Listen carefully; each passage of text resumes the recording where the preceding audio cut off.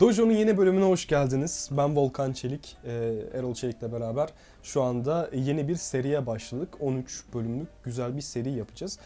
Yani normal kendi yaptığımız videolardan farklı olarak soru cevap şeklinde birazcık şu anda sanırım temelden sorular sorulacak. Birazcık da eğitim amaçlı sanırım animenin ne olduğuyla alakalı çok temelden gideceğiz. 13 bölümlük ya da 12 bölümlük gittiği yere kadar bir soru cevap yapacağız. İşte 30-40 tane soru soracağım sana ve bu soruların bazıları çok basit olabilir, bazıları çok absürt olabilir. Ama böyle soru cevap gideceğimiz için hem animeyi hem mangayı hem işte mangakayı işte neyse bu kültürü anlamaya çalışacağız. Soruların birçoğunu sana söylemedik. Söylediklerimizin bazılarına zorlanabilme ihtimaline karşı söyledik. İlk bölüm animeye giriş. Neden animeye giriş? Neden bu kadar basit bir konudan başladık? Birinci bölüm. Yani çünkü birinci insanlar bölüm, hiç animeyi anlamayan biri de izlesin. Aynen. Diye şey yapıyorum. O zaman ilk anime neymiş, ne değilmiş. Aynen. O zaman ilk sorumuzla başlayalım Volkan. Anime nedir? Manga ile farkları nelerdir diye bir sorumuz var. İlk soru. Çok bu kadar bakkal soruyu sevmem ama. Manga Japon edebiyatında yapılan şu anda bildiğiniz çizgi romanların Japon kültürüne uyarlanarak yapılmış haldir. Çizgi romandan farkı olarak daha çok panel yapılır. Daha az küçük baloncuklarla konuşma olur ve renksiz olur. Siyah beyaz çizilir. Anime ise manganın uyarlamasıyla yapılan, buna animasyon eklenen, ses efekti eklenen, renk eklenen, dublaj eklenerek yapılan haline denir. Anime daha çok telefonun cayır diyor. Japon şeyi denir. Dikkatim dağıldı. Yok, önemli değil. Animeyi anlatıyordu. Bana bakarak anlat. Ha. Anime Japon çizgi filmidir. Manga Japon çizgi romanıdır diyebiliriz basit anlatımıyla. Peki Türkiye'de ilk izlenen animeler diye bir sorumuz var. Sence hani Türkiye'deki insanların animeyi ilk tanıdıkları işte Pokemon'lar, Dragon Ball'lar demin daha güzel söylüyordum. Sailor Moon'lar. Bunlarla ilgili sence Türkiye'de soruyu şöyle sormak lazım. İnsanlar bence Türkiye'de ilk önce animeyi bilmeden anime izliyorlardı. Tabii. Sonradan da anime izleniyor. Ben küçükken bana yani Tsubasa'lar, GGO futbollar, Pokemon'lar,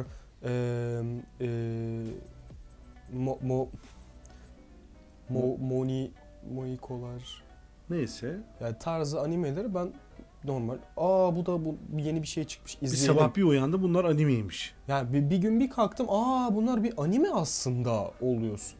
Ama tabii daha basit animeler. Peki herkesin bilinçli olarak anime izlediği zaman ne zamandı? İlk seriler neydi? Yani o zamanlar işte Tsubasa'yı izliyorlardı TRT'de. Birçok işte hatta de galiba anime diye geçiyor. Haydi de mi? Yok, o Fransız mıydı? Yok, hayır. O hepten yeniden animeyi insanlar bilinçli olarak bilinçli olarak izledikleri seriler hangileriyle başladı? Yani açıkçası bir dönem işte bazı böyle şeylerden dolayı millet bir anda Attack on Titan izlemeye başladı Türkiye'de. Bu da yani çok eski değil. 1-2 sene önce, belki 3 sene önce. Millet bir anda bazı şeylerden dolayı işte bir tane kız vardı işte Levi Ackerman böyle ağzını yaya konuşuyordu. Millet de ya bu kim bu Levi niye bu kadar deyip millet bakıp ondan sonra ya şu bir anime neymiş bir bakalım. Ya bir dur bir şans vereyim. Belki güzeldir. Çünkü bizde çok şey vardı. Ya anime ne animesi? Çocuk musun oğlum anime ne izliyor? Ya ne öyle anime falan yani ne izliyor öyle bağırıyor çağırıyor falan tarzında gibi bir algı hala da var bu arada yani yenilmiş bir şey değil.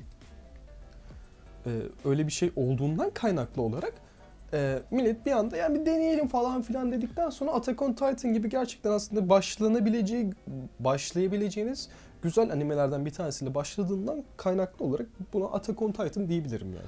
Attack on Titan'la Türk insanı tamamen bilinçli olarak anime izlemeye başladı. Aslında çok eskiden, çocukluktan beri anime izliyorlardı. Tsubasa'lar. Aynen, ama onları anime olarak izlemiyorlardı. Çizgi film olarak. Tabii. Doğru mu anladım? Evet, evet. Tamam. Peki anime izleme alışkanlıklarımız nasıl değişti? İşte TV'den dijitale geçiş süreci. İşte eskiden TRT1'de izliyorduk. Şimdi Netflix'lerde izliyoruz. Artık fansub sitelerimiz Yani var. şöyle anlatayım ya, şey demek istemem, benim zamanımda şöyleydi falan demek istemiyorum ama yani şöyle anlatayım. Ben eskiden yani 2018-2019 yıllarında anime izlerken hani siteye girerdim, her cumartesi pazar bölüm yayınları da hala öyle. Siteye girerdim, forumuna 20-25 kişi beraber o cumayı cumartesiye bağlayan gecede animenin yayınlanmasına herhangi bir fansuptan bir abi hemen onu bir çevirsin de bize yüklesin diye beklerken 20 kişi orada oturup sohbet ederdik. Anime hakkında sohbet ederdik, konuşurduk. Bana daha samimi bir ortam gelirdi ve ben böylelikle hem o anime hakkında insanların fikirlerini öğrenirdim. Kültürün artıyordu yani. Aynen, hem de şeydi yani, bu anime sektörü böyle bir şey sonuçta. Sen diğer insanlarla sohbet edeceksin, o bu şu olacak ki bir anime kültürü oluşsun. Ama şimdi yani eskiden öyle değildi. Netflix satın almıyordu. Satın alsa da bize yapmıyordu. Bir anime çıktığında Netflix, Disney Plus ya da Prime Video gibi büyük şirketler bunu zaten halihazırda satın alıp yayıyor ama satın alıp Türkiye'de artık altyazı yapıyor ve insanların buna ulaşması daha kolay bir hal. Ve benim fikrimce, ya bu benim fikrim, bu tarz şeylere bu kadar kolay ulaşınca herkesin bir fikri oluyor. Ben herkesin böyle bir şeyde herkesin fikri olsun istemiyorum ya. Ama animede sana özel bir şey değil. Herhalde değil ama yani bir adamın biri gelip orada yani bir tane animeyi gördüğünde ya bu ne çocuk şeyi gibi deyip geçince yani sana ne, yani senin fikrin önemli değil ki. Ama hala anladığım kadarıyla forum siteleri, bu fansublar falan hala Netflix ve diğer dijital platformlarda olmayan şeyleri yine Türkçe altyazılarla yayınlıyorlar. Var tabii canım. Değil mi? Hala Tonlarca vardır yani çünkü. şöyle eskisi gibi yani şöyle, ben tabii ki de kaçağı desteklemiyorum. Yoksa izleyebilirsin ama canım. Yani Hani bir yapabileceğim bir şey yok yani. Aynen. Onu izlemek istiyorsun. Parayla satın Yani. alabileceğin bir mecra yoksa Yani. ona kaçak denmez artık yani. Yani Crunchyroll'lar falan filan yani almaya çalışıyoruz da onlar da yani ne kadarını hala Japonca altyazı veriyor herif bana. Ben Japonca mı öğreneyim bir tane şey izlemek için yani? Ama sen manga satın alıyordun bayağı. O yüzden aslında biraz çok bir soru soracağım. Hani izleyiciyi de kızdırabilir, seni de ya bu soru mu diyebilirsin ama anime sadece bir çizgi film midir ya da işte bundan daha mı öte bir sanat eseri midir? Bize o çizgi film mi sorusunun cevabını herkesin anlayacağı bir dilde kısaca anlatır mısın? Şöyle söyleyeyim. Çizgi film çocuklar için yapılmış ve hani sen bir ebeveynsin ve senin bir çocuğun var ve o çocuğunu bir 5-10 dakika 20 dakika oyalayacak bir şey yapmak istiyorsun. Çocuğu çizgi filmin önüne bırakıyor. Orada basit bir dünya var, basit çizimler var ve o yaş kitlesine uygun bir şekilde bir şeyler aktarmaya çalışıyor. Yine benim zamanımda çizgi filmler bir tık daha güzeldi. Çünkü daha güzel çizimleri vardı, daha güzel hikayeleri vardı. Ama şimdi hani böyle her şey artık ucuzlaşmış, böyle birazcık harbiden çok küçük yaş kitlesine. Çizgi film böyle bir şey de değil aslında. Çizgi film de birazcık hani böyle hala böyle 15-16 yaşlarına kadar izleyebileceğim bir şey olması lazım. Hala Cartoon Network'ler, böyle şeyler o yaş kitlesine olması lazım ama yani maksimum şu an açtığım bir şeyin herhalde ben küçük olsam 10 yaşından sonra izlemeyi bırakırım. Her neyse, konuya dönelim. Çizgi film daha böyle küçük yaştaki çocukların kafasını yormayacak, onun için travma yaratmayacak veya psikolojisini etkilemeyecek, onun büyüdüğünde onu görüp ondan etkilenerek hayatını değiştirmeyecek şeylerdir. Fakat anime bunların tamamen tam tersi hali. Şu anda Batı sinemasında işte siz gidip izlediğiniz sinemalarda, onlarda bunlarda gördüğünüz şeylerin hepsinin çizgi film hali. İçinde vahşet vardır, dram vardır, korku vardır, romantizm vardır, o vardır, bu vardır. Ve bunların hepsini çizgi film haline yayınlanır. Bu nedenle küçük yaştaki çocuklar çizgi film izlerken büyük yaştaki çocuklar anime izler diyebiliriz. Peki anime ile animasyon yani Amerikan çizgi yani yetişkinler için çizgi filmlerini bir yarışı var mı? Ve bu iki sektörün birbiriyle olan savaşını ya da var mı? Yani şöyle her zaman bir o sektörde bir yarış vardır ama animeyi hiçbir şekilde geçemezsin ya. Geçemezsin iddialı bir laf değil mi mesela? Ne demek o? Şunu demeye çalışıyorum. Yani bir Marvel stüdyoyu Ghibli geçemez. Şunu anlatıyorum. Buyur. Biz de biliyoruz abi şeyler falan. Bütün büyük sektörler iyi çizgi film yaratmak istiyorlarsa anime tarzında çizmeye çalışırlar. Nasıl ya? Marvel öyle değil ama. Öyle. Nasıl öyle? Marvel'ın What If diye bir dizisi var. Şu kısa bir dizi. Anime tarzında çizilmiş fakat birazcık daha çizgi filme Seni yayılmış. topa tutabilirler. Herkes katılacaktır o dediğime. Ha. Çünkü belli bir şey yani. Katılmasalar da Bu benim görüşüm diyorsun. yani birazcık. Peki devam ediyorum. Manga mı yoksa anime mi daha etkileyicidir? Burası artık biraz sertleşen şey. Çünkü manga koca gözlü, uzun bacaklı, siyah beyaz, çok büyük tepkileri veren bir sayfada 2 karenin olduğu ya da 3 karenin olduğu bir çizgi roman. Ama diğer tarafta bir sanat var, anime var, bağırış, seslendirme, efektler, renklendirme var. Bu ikisinin arasındaki sanatsal farkı bize bir anlatır mısın ya da? Yani benim tercihim her zaman anime olur. Hı hı. Çünkü yani birazcık mantıklı düşünecek olursak evet manga bir fiziksel olarak elinizde o hikayeyi tutabilme hissiyatı çok güzel bir şey. Size ait. Ya bana ait bir şey. Ben zaten bende bir koleksiyonluk bir şey, koleksiyonculuk bir şeyi var. O ayrı bir şey. Ama onun fiziksel olarak sende durması, o şeyi bitirdiğinde bitirmiş olacağını bilmek, yani bu her zaman güzeldir. Ve aynı zamanda ne okuduğunu da ne olacağını da bir nevi böyle bir dıştan görüyorsun. Ama ben animeyi seçerim. Peki bir animeyi izleyip tüh be bunun mangası daha güzeldir dediğin söyle bir iki tane. İşte orada bu demin önceki soruyla çakışmıyor mu? Tokyo Ghoul'den bahsedeyim. Tokyo Ghoul'ü bilmeyen yoktur bu Tokyo Ghoul furyasını.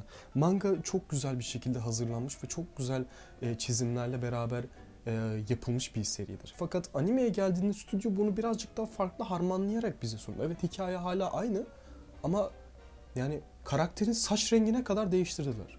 Ya niye? Yani Niye? Niye yani? Sana soruyorum. Niye? Bilmiyorum ben. Ne bileyim. Kızdın. Yani Hay o zaman mı dedin bir şeyleri değiştirince? Peki öyle kabul edip izlesen belki daha... ya ben anime izlemedim. Ben mangayı izledim bıraktım. Manga okudum bıraktım. Animenin öyle olduğunu gördüm yani sonuçta bir sosyal medya var. Animenin öyle olduğunu gördüm. Mangayı okurum bırakırım dedim. Zaten Türkçe'de de yayınlanmış bir manga. Okurum bırakırım dedim. Öyle yaptım. Başka mesela animesini izledin ama sonradan bir örnek daha spesifik mesela şu ne izledim Dragon Ball Z'yi izledim ama mangası daha iyiydi dediğin var mı mesela bir tane daha yoksa bununla ilgili başka bir soru daha var önümde. Ya çok vardı da şu an aklıma gelmedi bir yandan.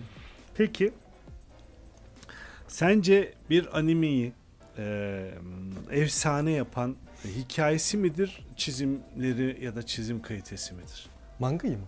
Hayır, animeyi. Bir animeyi efsane yapan, çok senin için çok beğendim yahu dediğinde en çok hikayesi mi etkiler, çizimleri mi etkiler? Ya da ya animede çok çizim uğraşılmaz bu arada. Manga da çok çizim uğraşılır. Mangada mı? Manga daha basit değil midir? Hayır canım. Mangada panel çizimi diye bir olay var zaten. Bir manzara çizimi, bir portre çizimi, bir hareket çizimi, silah çizimi, o çizimi, bu çizimi. Yani bir panel çizimi diye bir olay vardır. O mangaka bazen bir paneli çizmek için 3-4 gün uğraşır zaten. O yüzden ayda bir bölüm gelir mangaya. Ayda bir değil mi bir de? Ayda bir bölüm geliyor. 15 bölüm, 15 sayfa geliyor bir de. Peki soruya cevap ver. Anime filmini yani animeyi sence hikayesi mi efsaneleştirir senin için yoksa çizimleri mi? Hikayesi tabii ki de. Yani Hikayesi çok güzel. Çok- Çizimleri benim için o anda önemli. Peki herkes için böyle midir mesela? Türk animecileri için. ya yok canım ya, hikayesi benim için daha önemli çünkü çizgiyi ben çok önemli şey yapmam. Oda taksi oda o tarz bir şey vardı. Çok basit bir hikayesi var. Ama çizimleri çok güzeldi. İlgimi çekmişti. İzlemiştim ama çok sıkılmıştım mesela.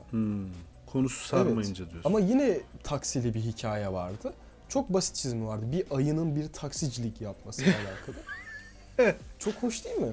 Çizimleri çok basitti. Yani çok iyi yedirmen lazım ama yani. çok bir eğlenceliydi mesela. Orada yani temelde çok bir animeden yalnız... eğlenebiliyorsun değil mi? Tabii canım, komedi animeleri bir sürü var. Yani ne bileyim bilim kurgu animelerini ya ben izlediğim için söylüyorum. Distopya işte ne bileyim çok böyle post apokalipt bir hikayeyi izlediğimde büyüleniyorum. Ama bir ayının şoförlük yaptığı bir animeyi izleyebilir miyim bilmiyorum. Eğlenebilir miyim ama sen animeci olduğun için, animeci doğru jargon değil belki ama değil mi yani bir zorlan. Peki Ya şöyle biraz zevk meselesi o. şöyle bir soru sorayım. Çok güzel bir soru. Hatta zaten sıradaki soru da o da. Hiç animeye başlamamış birine animeyi sevdirmek için bir iki tane seri söyle. Hadi. Volkan Çelik'in. Ya bu sürekli sorulan bir soru. Bana kanka anime bilmiyorum. Bana anime öner, ben onu Yavrum başlayayım. şu anda resmi kayıt altında sana bir soru soruyorum. Diyorum ki Evet. hiç animeyi bilmeyen bir yere sürekli sorulayabilir ama öyle bir soru bu kayıt altına geçecek. 30 yıl sonra bu videoyu izlediğinde bunu mu tavsiye ettin lan? Ayu. Git taksicilik yap. Garanti seri vermen lazım. Bilmem abi. Garanti Söyle. vermen lazım. Ben Sword Art Online'da başlamıştım. Sert değil mi abi Sword Hayır, Art? sert de değil. Hem romantizmi de var, aksiyonu da var. Kötü bir seriydi. Neden kötü bir seriydi? Mangaka'nın suçu. Mangaka'yı bokluyor ya. Öyle. Bak, basit düşün. Hikaye adı ne? Sword Art Online. Neden Sword Art Online hikayenin adı? Çünkü bir çocuk var. Sword Art Online diye bir oyun alıyor. O oyunu aldığında böyle sanal gerçeklik gözlüğü takıyor kafasına. O oyuna girdiğinde o oyuna hapsoluyor ve oyunun yapımcısı diyor ki bu oyundan çıkmak istiyorsun abicim. Benim 100 tane katım var. 100 tane kattaki bütün canavarları kes. Kestiğinde çıkabilirsin. Ama ölürsen gerçek hayatta da ölürsün. Konu çok güzel. Hikayenin adı ne? Sword Art Online. Oyunun adını vermişler. Ulan ikinci sezona bir giriyorsun. Ne ikinci sezonu? 12 bölümden sonra birinci sezon 24 bölüm. 12 bölümden sonra bir geliyorsun başka bir oyuna giriyor. Ama o hikayenin adı ne? Sword Art Online. Ulan 5 sezon yaptınız. İlk 12 bölüm Sword Art Online'da. Ya 4 sezona şunu yaydırsana. 100 bölüm işliyorsun lan. Tamam peki sakin ol şampiyon. Sakin ol. Ben soruyu unuttum. Tamam. Hikaye anime önerecek. Evet.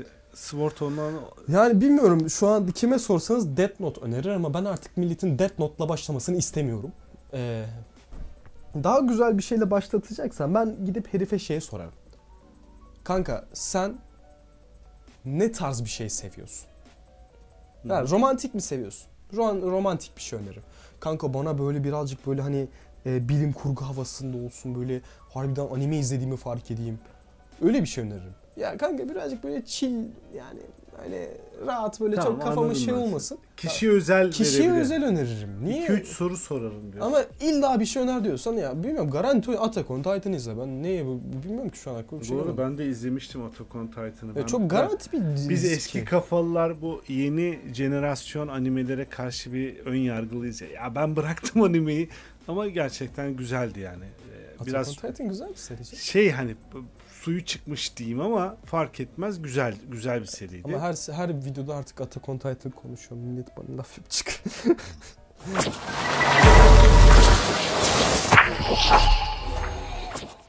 Anime sanat tarzı sence neden bu kadar evrensel bir etkiye sahip?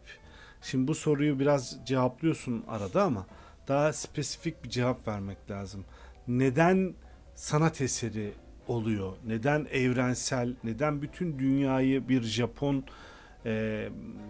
kültürü bu kadar sardı? Türkiye'de şu anda eminim işte animeciler bir araya geldiğinde konuşacak tonlarca konusu var. Neden?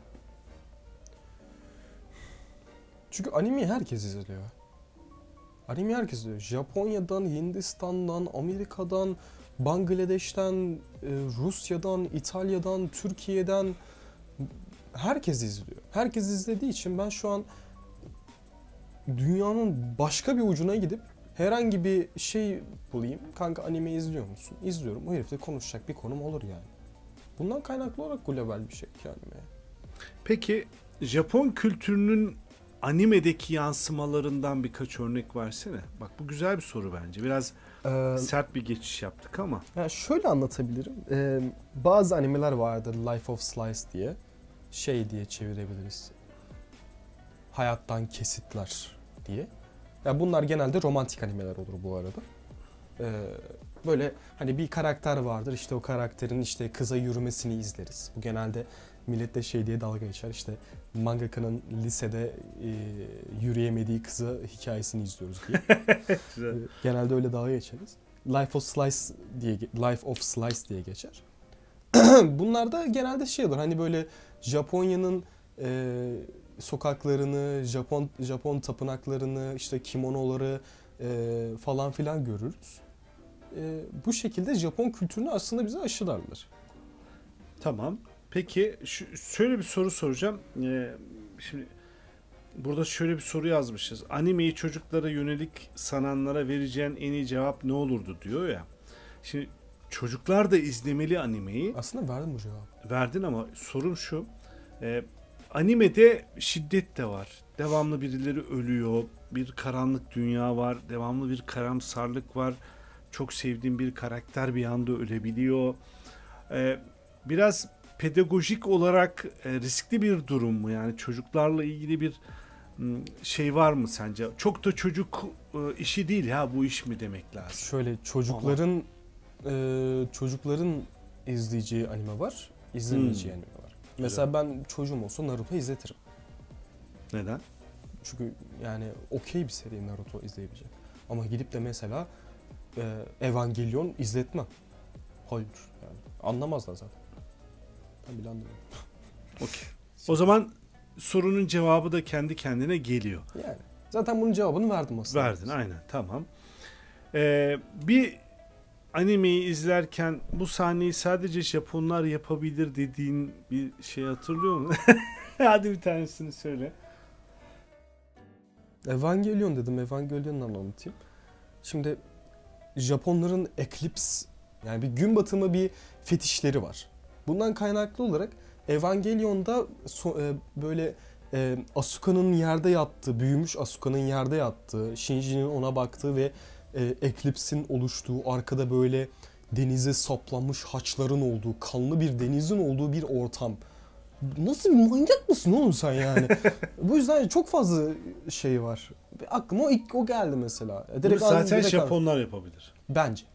Neden? Kültürleri onu yansıtıyor. Şöyle, Japonların bir alan tasarımı konusunda, bir çevre tasarımı konusunda çok güzel bir kafaları var. Anlatabildiğimi bilmiyorum. Yani şöyle tabii, çevre yapım konusunda çok güzel tasarımları var. Mesela aklıma başka örnek ne geldi? Normal bildiğimiz Eclipse, Berserk'teki.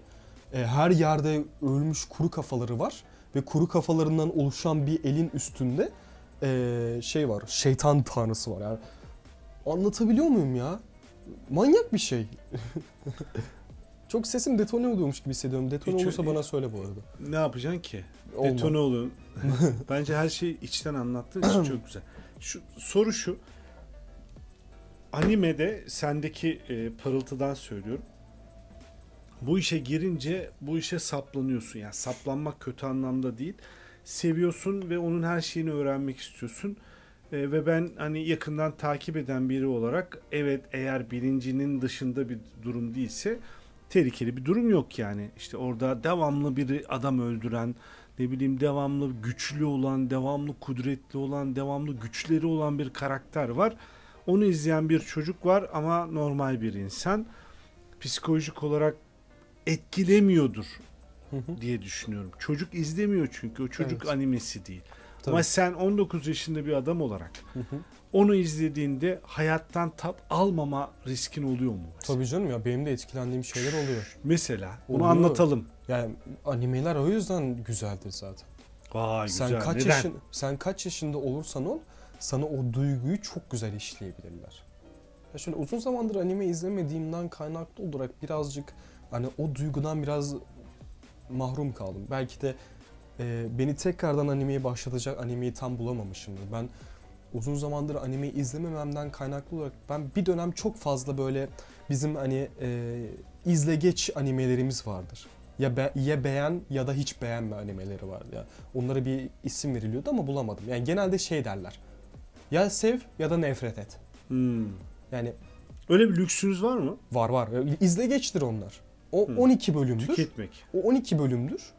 Basittir yapım. 12 bölümü izlersin geçersin. Bir günde belki de yarım günde izlersin geçersin. Ben bir dönem çok fazla izledim bunlardan ve böyle şey oldum. Bana güzel konusu gelecek tam olarak bir şey bulamadığımdan kaynaklı olarak yani tabii ki de vardı. Tabii ki de vardı. İzlemem gereken benim animeler vardı ve izlemiyordum. Hala da arkadaşlarım şey diyordu. Mesela bana arkadaşlarım şeyler. Kanka Hunter x Hunter izlesene. Niye izlemiyorsun Hunter x Hunter diye.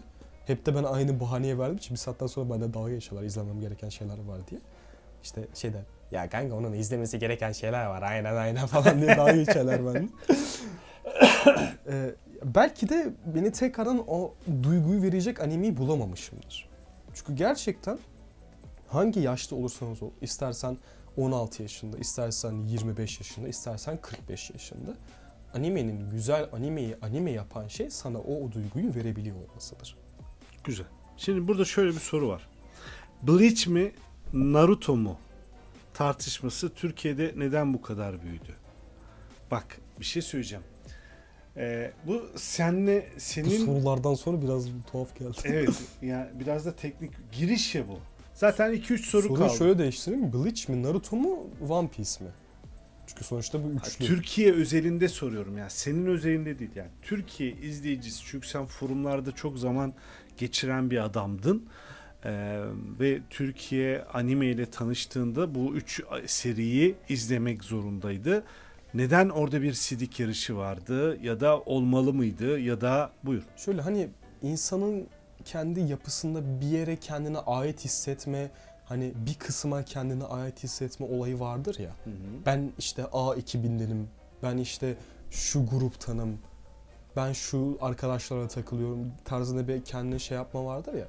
İşte animede de şeydi, kanka ben One Piece seviyorum ya.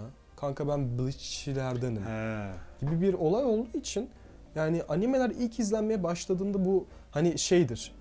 Sen böyle birazcık animeye alıştıktan sonra bu ilk Big Three'den bir tanesini izlersin.